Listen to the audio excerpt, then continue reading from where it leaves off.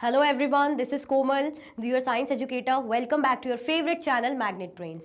Magnet Brains आपको provide कराता है हाई क्वालिटी एजुकेशन, वो भी बिल्कुल फ्री ऑफ कॉस्ट। किंडरगार्टन से लेके क्लास 12 तक की सीबीएसई बोर्ड के कोर्सेज के साथ साथ आपको अदर स्टेट बोर्ड के भी कोर्सेज अवेलेबल है इन हिंदी मीडियम, जैसे कि UP board, Bihar board, Delhi board के कोर्सेज प्रॉपर सिस्टमैटिक वे में। कोई दिक्कत परेशानी आपको नहीं होगी। डेली प्रैक्टिस सेट्स के क्वेश्चंस पे मिलेंगे, प्रैक्टिस भी करते जाइएगा। ई बुक्स और ई नोट्स की लिंक आपको डिस्क्रिप्शन बॉक्स में अवेलेबल है, भटकने की बात बिल्कुल भी नहीं बनती। सो आज हम क्या करने वाले हैं, हमारा टॉपिक है life cycle of animals. Animals की लाइफ साइकिल को देखेंगे। जैसे इससे पहले हमने प्लांट्स की लाइफ साइकिल को देखी थी, ऐसे ही एनिमल की लाइफ साइकिल भी होती है, जीवन चक्र होता है, उसको देखेंगे। तो पहले आप क्या कर दो, जल्दी जल्दी से लाइक शेयर कर दो, ठीक है। फटाफट से आपको क्या करना है, लाइक और शेयर करना है। प्लांट की लाइफ हमने कैसे देखी थी, जैसे सबसे पहले था सीड। सीड से क्या हो रहा है, जर्मिनेशन हो रहा है ना, जर्मिनेशन ऑफ सीड। सीड से क्या हो रहा है, जर्मिनेशन ऑफ सीड, है ना, सीड का जर्मिनेशन हो रहा है। उसके बाद क्या हो रहा है, जैसे लीव्स आ रही हैं, मैं शॉर्ट में लिख रही हूं। लीव्स के बाद क्या हो रहा है, फ्लावर्स आ रहे हैं, है ना। लीव्स के बाद क्या हो रहा है, फ्लावर्स आ रहे हैं। उसके बाद क्या हो रहा है, फ्रूट्स आ रहे हैं। फ्रूट्स के बाद क्या हो रहा है, फिर इसके बाद होंगे आपके pod.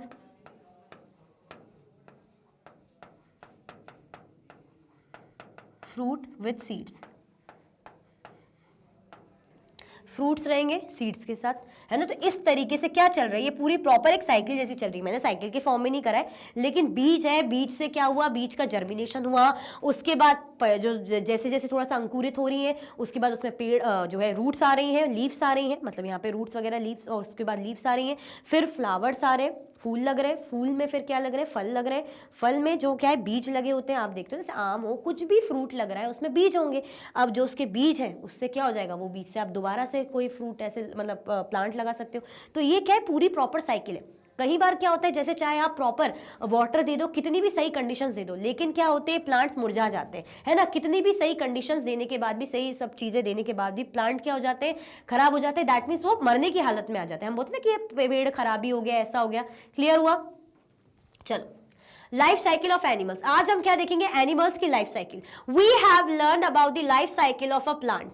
We have seen that a plant goes through many changes in its life cycle, है ना। हमने देखा किस बारे में, लाइफ साइकिल के बारे में, किसकी, प्लांट की लाइफ साइकिल के बारे में हमने देखा। We have seen that a plant goes through many changes in its life cycle. हमने क्या देखा, ये देखा हमने कि भाई प्लांट जो है अपनी लाइफ साइकिल में बहुत सारे चेंजेस से होकर गुजरता है, बहुत सारे बदलाव, चेंजेस इसमें होते हैं। Have you ever observed how animals grow over time. क्या आपने कभी ऑब्जर्व किया है कि कैसे जो एनिमल्स हैं वक्त के साथ साथ ग्रो करते हैं। मतलब आप देखोगे प्लांट्स, मतलब जो एनिमल्स हैं जैसे बचपन में थे वैसे ही रहेंगे क्या। आपका डॉगी, आप कैट जो भी जो है पालते हो, है ना। अब क्या होगा, उनको भी पालोगे, आप देखोगे, दही भी पालो, सड़कों पे भी आप देख लो, या इन जनरल भी आपको पता होगा कि पहले पिल्लू होगा या छोटी सी बिल्ली होगी, बच्चा होगा बिल्ली का, फिर वो ग्रो करेगा, बड़ा होगा, वो भी अपने एज में आते, एडल्ट एज में आते, सीनियर एज में आते, है ना, ग्रो करते, ठीक है।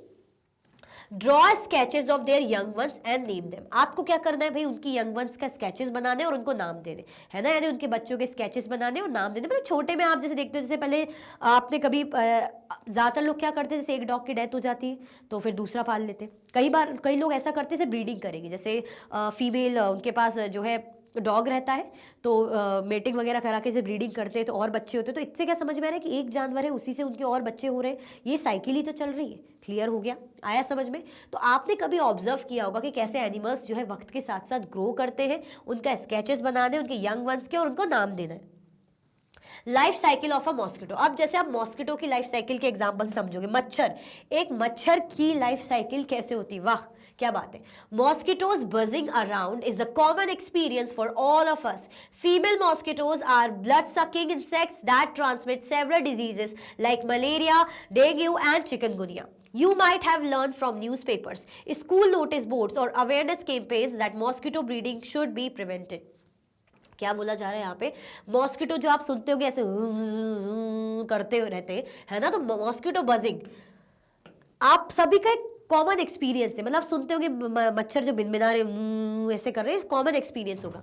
Female mosquitoes are blood sucking insects. अगर जो फीमेल मॉस्किटोज होती है ना, फीमेल, वो क्या करती है, खून पीती है, है ना। ब्लड सकिंग इंसेक्ट होती है, मतलब हम वैसे तो औरतों को बोला ही जाता है खून पीती है, लेकिन यहाँ पे वाकई में जो फीमेल मॉस्किटोज होती है वो खून पीने का काम करती है और बहुत सी बीमारियां फैलाती है। बहुत सी बीमारियां जैसे मलेरिया, डेंगू, चिकनगुनिया, ये सब के बारे में आपने सुना होगा। बहुत खतरनाक तरीके से बीमार पड़ते हैं। डेंगू वेंगू से तो लोग प्लेटलेट्स इतने ज्यादा डाउन हो जाते हैं, डेथ भी हो जाती है लोगों की। ठीक है, You might have learned from newspapers, school notice boards और अवेयरनेस कैंपेन्स। आपने किनसे पढ़ा होगा, जैसे न्यूज़पेपर, स्कूल नोटिस बोर्ड से, अवेयरनेस कैंपेन से, कि जो मॉस्किटो ब्रीडिंग है वो प्रिवेंट होनी चाहिए। मतलब जो मच्छर और ज़्यादा मच्छर बनते जा रहे हैं, उत्पन्न हो रहे, ब्रीडिंग हो रही है और बच्चे होना, फिर उनके बच्चे होना, ये क्या होना चाहिए, इनको प्रिवेंट करना चाहिए, इनको रोकना चाहिए। क्लियर हुआ? क्योंकि भाई जैसे कि हमने देखा ना कि इनसे बीमारियां फैलती हैं, काटते हैं, तभी तो इतना ज़्यादा जो है रैकेट लेकर आते, कॉइल वगैरह लगाते, स्प्रे वगैरह छिड़कते। क्यों? क्योंकि हमें पता है कि इनसे बीमारियां फैलती है, इसीलिए इनकी ब्रीडिंग क्या होनी चाहिए, प्रिवेंट होनी चाहिए। Clear? We are advised not to allow water to stagnate anywhere in our surroundings. Why is it so? Does stagnant water have any relation with mosquitoes laying eggs? अब यहाँ पे बोला जा रहा है कि हमें बोला जाता है गंदा पानी, जैसे कूलर में काफी टाइम से आपने कूलर, जैसे जिनके अभी एसी वाले तो बात ही हटा दो, लेकिन जैसे बकेट में या गमलों में पानी भरा रहता है ना, बोलते ना। इवन चेकिंग वाले भी आते हैं कि पानी, ये गंदा पानी कितने दिनों का है, इतना पुराना पानी, इसको फेंको, है ना। क्यों? मतलब ये कैसा पानी स्टेगनेट क्यों आसपास, है ना। तो व्हाई इज इट सो, ऐसा क्यों है? डज स्टेगनेट, मतलब क्या ये जो स्टेगनेट वाटर है, have any relation with mosquito laying eggs? क्या इनका किसी भी प्रकार का रिलेशन है कि भाई मॉस्किटो क्या करे, मच्छर इसमें जो अंडे वगैरह देते हैं, ऐसा कुछ इसका लेना देना है? Conduct a safety audit in your school, अपने स्कूल में एक सेफ्टी ऑडिट करो, और at your home and surrounding to check for stagnant water. If available carry a hand lens to observe any small creatures. अब क्या बोला जा रहा है आपसे कि आप सेफ्टी ऑडिट करो, अपने स्कूल में जाओ, है ना, यहाँ पे जाओ, या आप हाँ घर में जाओ, या आसपास की सराउंडिंग में जाओ, और जो भी पानी ऐसा स्टेगनेंट वाटर इसको जरा चेक करो। ठीक है, इफ अवेलेबल, अगर अवेलेबल है तो आप क्या करो, हैंड में, हाथों में लेंस कैरी करो, है ना, ताकि छोटे छोटे क्रीचर्स आपको आसानी से दिख पाए। Some common places where stagnant water is likely to gather are desert coolers, planted pots and any open container। जैसे कि अभी मैंने बताया आपसे, कुछ जो कॉमन प्लेसेस है जहां पर गंदा पानी, इकट्ठा पानी, जमा हुआ पानी मिल सकता है, जैसे आपको कूलर्स वगैरह में, डेजर्ट कूलर्स, है ना, पॉट्स जिनमें आपने प्लांट वगैरह लगा रखे, या ओपन खुला हुआ कंटेनर, वहां पे मच्छर ऐसे भिनभिना रहे, गंदा हो रहा है पानी, तो बोला जाता है कि स्टोर नहीं करो। You may find 2 different types of worm like creatures, figure 10.5। आपको क्या बोला जा रहा है, आपको 2 डिफरेंट टाइप के वॉर्म लाइक क्रीचर्स दिखेंगे, 2 अलग अलग टाइप के। देखो, ये प्यूपा और ये लार्वा, इस टाइप के, है ना। Larvae and pupae of mosquitoes in a stagnant water body. कैसे ये जो लार्वे, हम बोलते हैं लार्वा मच्छरों का, लार्वा और pupae of mosquito in a stagnant water body. अब ये सब वाटर बॉडी, पानी, आप देखो इस तरीके के दिखेंगे आपको, है ना। तो ये प्यूपा और ये लार्वा इस तरीके के दिखेंगे। ठीक है, किसके हैं ये? मॉस्किटो के हैं। क्लियर? आया समझ में? कोई कंफ्यूजन, दिक्कत तो नहीं? देखो हम एनिमल्स की लाइफ साइकिल देख रहे हैं, तो अभी आप कंफ्यूज मत होना कि मैम हम मॉस्किटो में आ गए, लार्वा वगैरह इन सब में क्यों आ गए। समझेंगे सब, धीरे धीरे चीजें आगे बढ़ जाए तो सब समझ में आएगा। अभी हमें क्या बताया जा रहा है कि मच्छरों की ब्रीडिंग को प्रिवेंट करने के लिए कहा जाता है। क्यों? क्योंकि काफी बीमारियां फैलाते हैं। ये कहाँ पे ऐसा माना जाता है उत्पन्न होते ज्यादा करके, एग्स वगैरह ले करते हैं गंदे गंदे पानियों में, जैसे कूलर में जमा पानी, गमलों में जमा पानी, या कोई कंटेनर में जमा पानी। ठीक है, They are larva and pupa, 2 distinct life stages during the development of mosquito। Mosquito के डेवलपमेंट में, जब मॉस्किटो डेवलप होते हैं तो ये क्या है, 2 तरीके की स्टेजेस है ना, 2 तरीके की स्टेजेस है, लार्वा और प्यूपा, है ना। अलग अलग 2 स्टेजेस है जब मॉस्किटो का डेवलपमेंट हो रहा होता है, मच्छर का विकास हो रहा होता है। In case you observe larva and pupae, report to your teacher. कभी भी आपको इन केस ऐसे लार्वा या प्यूपे दिख जाए, आप क्या करो, टीचर को तुरंत रिपोर्ट करो। क्यों? क्योंकि मच्छर बनने की, यानी मच्छर के डेवलपमेंट की स्टेजेस है, यानी मच्छर उत्पन्न हो रहे, मच्छर होंगे, बीमारियां होगी। Discuss with the teacher and classmates about the necessary measures one can take to prevent breeding of mosquitoes. अपने टीचर्स के साथ आप डिस्कस करो, है ना, क्लासमेट्स के साथ आप डिस्कस करो अबाउट द नेसेसरी मेजर्स, मतलब जो भी आप बेटर से बेटर मेजर्स अपना सकते हो, है ना, one can take to prevent breeding of mosquitoes, ताकि जो मच्छरों की ब्रीडिंग है वो रुक पाए, उससे बच पाए, है ना। तो कोशिश करो कि कुछ बेटर से बेटर इसका सॉल्यूशन मिले, है ना। What differences do you observe in the shape of larvae and pupae? अब आपने लार्वा और प्यूपे में क्या डिफरेंस देखा, इनके शेप में क्या फर्क आपको दिख रहा है, ये देखो और ये देखो, इनके शेप में क्या किस प्रकार का डिफरेंस है, कुछ दिख रहा है आपको difference? Mosquito larvae and pupae observed in water bodies repeatedly come to the water surface. What can be the reason for this? Mosquito larvae and pupae live in water and require air to respire. They move to the surface of the water for air. अब जो mosquito का larva और प्यूपे होता है ना, वो कहाँ मिलेगा हमें? वाटर बॉडीज में देखने को मिलेगा, वो भी कैसा? वाटर सरफेस में, मतलब पानी की सतह में हमें देखने को मिलेंगे, ऊपर ऊपर पानी की सतह में घूमते रहेंगे, है ना। रीजन क्या है इसके पीछे का? इसके पीछे का रीजन है कि जो मॉस्किटो के लार्वा और प्यूपे हैं वो कैसे रहते हैं वाटर में, उनको जरूरत पड़ती है भाई एयर की, रेस्पायर करने की, रेस्पिरेशन के लिए उनको किसकी जरूरत पड़ती है? हवा की जरूरत पड़ती है। They move to the surface of the water for air. वो क्या करते हैं? वाटर की सरफेस पे क्यों मूव करते, क्यों दिखते रहेंगे हमें? एयर के लिए, हवा के लिए। क्लियर? देखो, how can the life cycle of a mosquito be disturbed? अब हम चाह रहे हैं कि मॉस्किटो को प्रिवेंट करना है, हम नहीं चाह रहे हैं कि मॉस्किटो की ब्रीडिंग हो, तो कैसे ये जो लाइफ साइकिल है मॉस्किटो की उसको हम डिस्टर्ब कर सकते हैं। I have seen my mother spraying kerosene oil on stagnant water. Why does she do so? ये कह रहे हैं कि मैंने देखा कि मेरी मम्मी क्या करी, जो केरोसिन ऑयल है वो क्या करी, स्प्रे कर रही है ना। जो गंदा पानी है ना, जैसे कूलरों में जमा रहता है, गमलों में जमा रहता है, बर्तनों में जमा रहता है, बड़े से कंटेनर वगैरह में जमा हो रहा है गंदा पुराना पानी, तो उसमें स्प्रे कर रही है केरोसिन ऑयल का। ऐसा क्यों? ये बता रही कि kerosene oil forms a thin layer over the water surface. Kerosene oil क्या करता है? वाटर सरफेस, क्योंकि वाटर सरफेस पे ही घूमते हैं एयर के लिए, रेस्पायर के लिए। अभी हमने पढ़ा ना पीछे, लार्वा और प्यूपे किसके? मॉस्किटो के सरफेस पे ही घूमते हैं वाटर के। तो कैरोसिन ऑयल क्या करता है? एक थिन लेयर, पतली सी लेयर जो है वाटर सरफेस पे बना देता है। This layer separates water from air, और इसके चलते जो लेयर है वाटर को एयर से अलग कर देती है, सेपरेट कर देती है। And does not allow larva and pupae to inhale air, और जिसके चलते जो लार्वा और प्यूपे वो क्या कर पाते? एयर ले नहीं पाते, क्योंकि एक बीच में क्या आ गई? दरार आ गई, ऐसे समझ लो।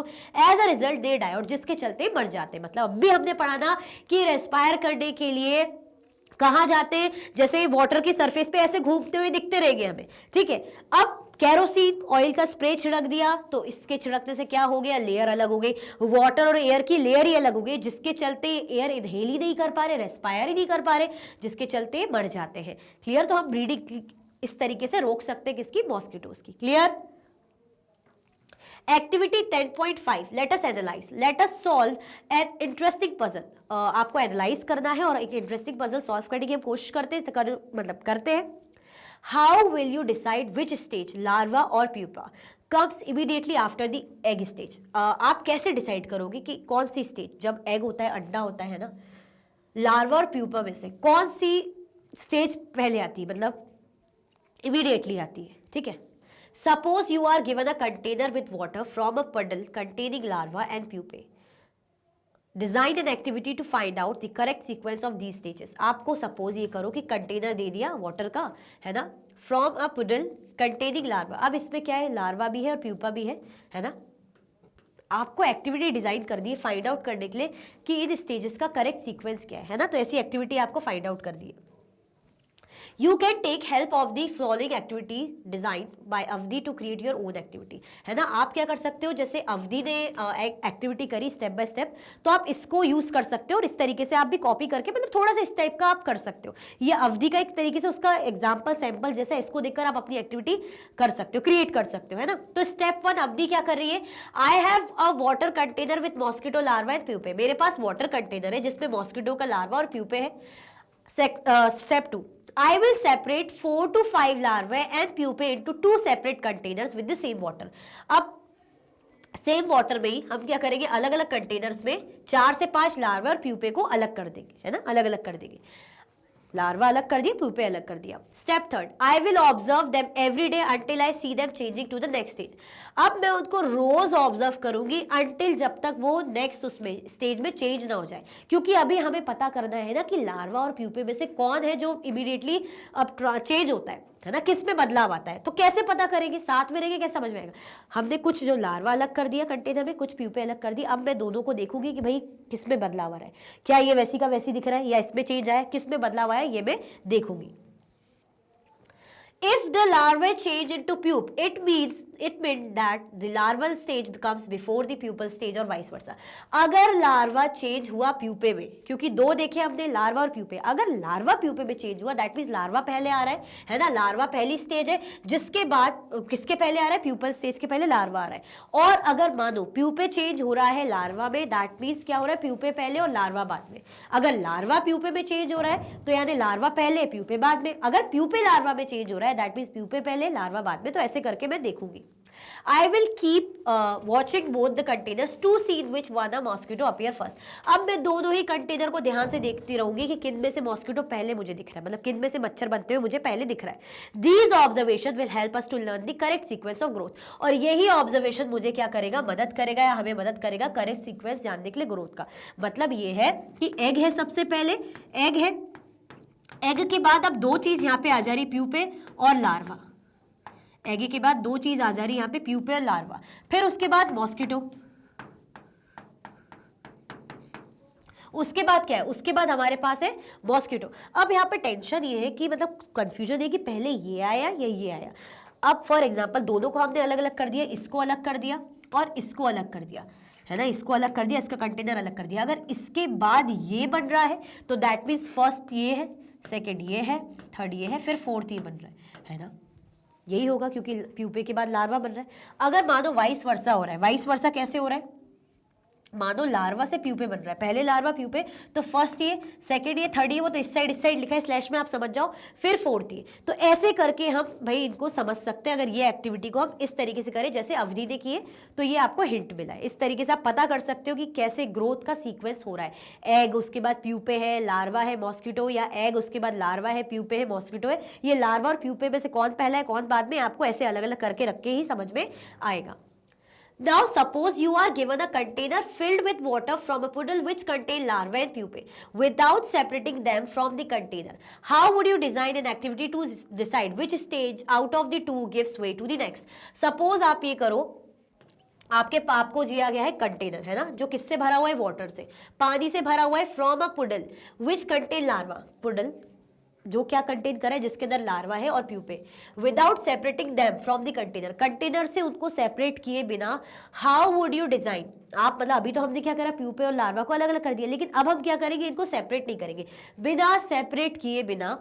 How would you design an activity, कैसे आप एक्टिविटी को डिजाइन करोगे to decide which stage out of the two gives way to the next, कि कैसे मतलब कौन सी स्टेज, मतलब कैसे स्टेज हो रही है, इनमें से पहली कौन सी और उसके बाद वाली कौन सी, कैसे डिसाइड करोगे। अभी तो हमने अलग अलग कर दिया था, जैसे अवधि ने किया, मतलब अवधि के एग्जाम्पल से समझा। मानो अलग अलग नहीं कर पाए, तब क्या करोगे। Let us learn more about these stages in the life cycle of mosquito. अब इन स्टेजेस के बारे में लाइफ साइकिल देखेंगे मॉस्किटो की, उससे हम समझेंगे। देखो ये क्या हो रहा है, स्टेज 1 एग है, स्टेज 1 है एग, फिर उसके बाद स्टेज 2 लार्वा, स्टेज 3 प्यूपा, उसके बाद क्या बन गया, मॉस्किटो बन गया, उसके बाद क्या बन गया, मच्छर बन गया। अभी तक हम कंफ्यूज हो रहे थे, लार्वा पहले या प्यूपा पहले, लेकिन अब यहाँ पे दिख गया लार्वा सेकंड स्टेज है, उसके बाद प्यूपा है, ठीक है। Mosquitoes pass through 4 stages in their life cycle, egg, larva, pupa and adult, है ना। मॉस्किटो क्या करता है, 4 स्टेजेस मॉस्किटो की लाइफ की रहती है, 4 स्टेजेस रहेगी। एग रहेगा, एग के बाद लार्वा, उसके बाद प्यूपा और उसके बाद एडल्ट होता है ना। पहले अंडा रहेगा, फिर बनेगा लार्वा, उसके बाद प्यूपा, उसके बाद mosquito. The adult mosquito that emerges from the pupa rests briefly on the surface of water and then flies away. जो एडल्ट मॉस्किटो होता है, जो किससे इमर्ज होता है, प्यूपा से। इसके बाद क्योंकि मॉस्किटो ये, वो क्या करेगा, वाटर की सरफेस पे ऐसे मतलब दिखेगा हमें, है ना, बनेगा और उसके बाद उड़ जाएगा, ठीक है। द एडल्ट मॉस्किटो में सर्वाइव फॉर 10 to 15 डेज। जो एडल्ट मॉस्किटोज है कितना सर्वाइव कर पाते, 10 से 15 दिन तक सर्वाइव कर पाते हैं। क्लियर हो गया। तो अभी हमने क्या देखा, स्टेज कैसी देखी, साइकिल कैसी देखी, स्टेज 1, स्टेज 2, उसके बाद 3rd, 4th, मतलब पहले एग, लार्वा, लार्वा के बाद प्यूपा, अब हमारा कंफ्यूजन दूर हुआ, उसके बाद एडल्ट मॉस्किटो, जिसकी लाइफ कितनी रहती है, हमें बताया जा रहा है 10 to 15 डेज। क्लियर, मतलब सर्वाइव कब तक कर पाता है।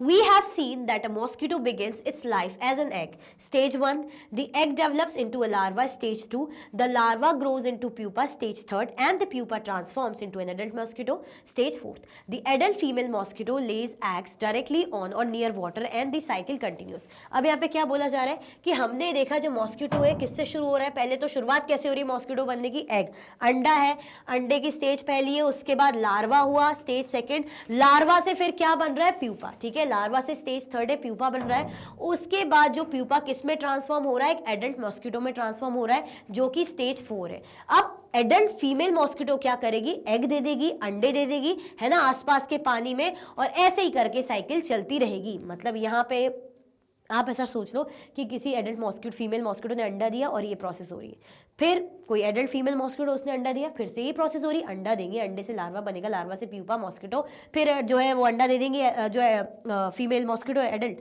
फिर अंडा हो जाएगा, फिर यहाँ पे लार्वा, फिर प्यूपा मॉस्किटो, ऐसे ही करके साइकिल चलती जाएगी। क्लियर हुआ? Significant changes occur in the appearance, body shape and structure during the various stages in the life cycle of a mosquito. Obviously structure वगैरह सब में change हो रहा है ना, अंडा पहले ऐसे दिख रहा है, ये देखो इसका स्ट्रक्चर अलग है, इसका स्ट्रक्चर अलग है और इसका स्ट्रक्चर अलग है, तो चेंजेस आप खुद देख पा रहे हो, ठीक है। The shape of the egg is quite different from the larva. आप egg का shape देखो, लार्वा से अलग है, लार्वा की अपीयरेंस प्यूपा से अलग है, प्यूपा की अपीयरेंस जो है इससे अलग है, ठीक है। The pupa appears very distinct from the adult mosquito. Is it easy to imagine that a mosquito emerges from a pupa? क्या ये इजी है? आप इमेजिन करो, मानो कि मच्छर इससे बना है, सोचो, क्योंकि कितना अलग है, सेम लग ही नहीं रहा। हम भी ग्रो करते हैं जैसे हम इंसान ग्रो करते हैं, तो फेस तो आप बचपन में आप बोलोगे ना कि यार इसको तो बहुत सालों पहले देखा था, पहचान जाओगे। अब मॉस्किटो देख के पहचानोगे क्या? मतलब प्यूपा को देख के पहचान जाओगे कि मॉस्किटो ही बन रहा है? थोड़ा सा आप सोचो ना कि कैसे हम पहचान पाएंगे, कितना अलग है ये, कितना अलग है, कितना अलग है दिखने में, और ये बन क्या रहा है, ये बन रहा है, लेकिन कितना अलग अलग है हर स्टेज में। तो इज इट ईजी? क्या ये ईजी है, आसान है समझना, है ना, कि मॉस्किटो प्यूपा से इमर्ज हो रहा है? सोच सकते हो आप इस बारे में? इजी लग रहा है आपको? The silk moth also passes through 4 life stages. जो सिल्क मोथ होता है वो भी ऐसे ही 4 स्टेजेस से पास होता है। एग होता है, लार्वा होता है, प्यूपा होता है, फिर एडल्ट बनता है। Eggs hatch into larva. Egg जो है फूटता है, क्या बनता है, मतलब किस में आता है, लार्वा बनता है, एग से लार्वा बनता है उसके बाद ग्रो होता है, साइज, है ना, फिर लार्वा का जो सीक्रेट होता है, सीक्रेट थ्रेड जैसे मतलब मटेरियल, थ्रेड जैसा मटेरियल, है ना, वो अपने आसपास रैप करता है, जैसे हम साड़ी रैप करते हैं ना, आसपास आसपास लपेट लेता है अपने आसपास, before changing to pupa, pupa में बदलने से पहले। These are the fibres that are used to make silk fabric. ये क्या होते हैं, ये फाइबर्स होते हैं जो सिल्क फैब्रिक बनाने के लिए, सिल्क के कपड़े बनाने के लिए काम आते हैं। In India the khadi and village industries commission KVIC has set up several centres for silk production. मतलब इस सिल्क प्रोडक्शन कैसे क्या हो रहा है, यहाँ पे भी वही 4 स्टेज है, एग, लार्वा, प्यूपा, उसके बाद एडल्ट। यहाँ पे अंडा हैच होता है, फूटता है लार्वा में, फिर वो ग्रो होता है, साइज, उसका साइज बढ़ता है। अब साइज बढ़ेगा ना तो क्या करेगा, थ्रेड ऐसे निकलेगा, आसपास आसपास आसपास उसका पूरा थ्रेड लपेटा हुआ रहेगा प्यूपा में चेंज होने से पहले। अब ये जो फाइबर्स है ना, ये किस लिए काम आते हैं, सिल्क फैब्रिक्स बनाने के लिए, ठीक है। और इंडिया में जो विलेज मतलब ये जो है KVIC, खादी और विलेज इंडस्ट्री कमीशन, ये इसीलिए सेटअप की गई है सिल्क प्रोडक्शन के, मतलब सेवरल सेंटर्स इसके बने हुए, सिल्क जहाँ पे प्रोड्यूस किया जाता है, सिल्क का प्रोडक्शन होता है। क्लियर हो गया?